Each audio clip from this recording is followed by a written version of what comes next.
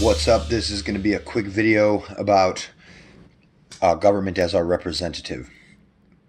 So there was a thread going on, and somebody had posted something about Republican so-called evangelical hypocrisy. If the Bible says we should help the poor and blah blah blah blah blah, why do we support Trump? And then the guy says to his son, "Oh, we don't practice; we just preach them." But the last thing it says not to commit. If the Bible says we should not steal, why do we support Trump? And discounting the fact for a second that government is a thief by definition, I posted, I guess I'm not discounting that fact, because my response is basically, I quoted the Bible, thou shalt not steal, and then I quoted Congress shall have the power to tax, and I said you have to pick one, there's no middle ground. Basically saying that taxation is theft, which it is. So somebody replied and they said, "These are yours and mine, elected representatives, elected by vote. What say you?" And my reply is false. And the example that I give is, you live in a town of 100 people and 51 of them pick Joe to represent them. Does Joe represent you? And only in the magical world of the so-called United States of America, or a country, or the hallucination that statists have, does Joe represent you because other people voted for him. In reality, government is an insane slavery cult. And that's the whole thing, is that first of all, it's not even logically possible or physically possible for me to pick a representative for you. Like, our minds are not connected. We are two separate individuals. I cannot pick a representative for you, right? That just makes no sense that I say, Steve represents Joe. People would, what does that even mean? I said Steve represents Joe. Okay, well, you're hallucinating. But that's basically the entirety of this cult that surrounds us at this point. The cult of democracy, of government. The contemporary belief in government is basically just that 51% or the majority can choose a person to represent everyone else. And that's obviously logically impossible, and it's obviously ethically disgusting. It is basically slavery at worst, or theft if you start bullying them and taking their property because they don't obey the guy that you voted for. And technically, just government, the best that they could ever hope for is obviously that the government represents the people who voted and won.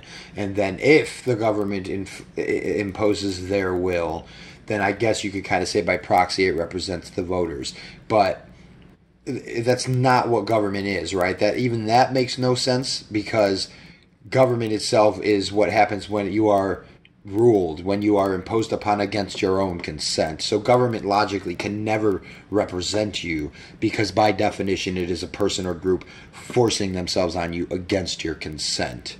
Like if 51%, if the so-called state, the government, never imposed against the other people against their consent, you wouldn't even really call them government. It would just be, you would recognize that as just some gang of people forcing themselves on everyone else. But people don't recognize that that's all that the, quote, government is, because of all of this indoctrination and this belief that you can delegate rights that you don't have, and that you can pick someone to represent another person. Like, in what realm of social interaction would that possibly make sense, that I can pick a representative for you?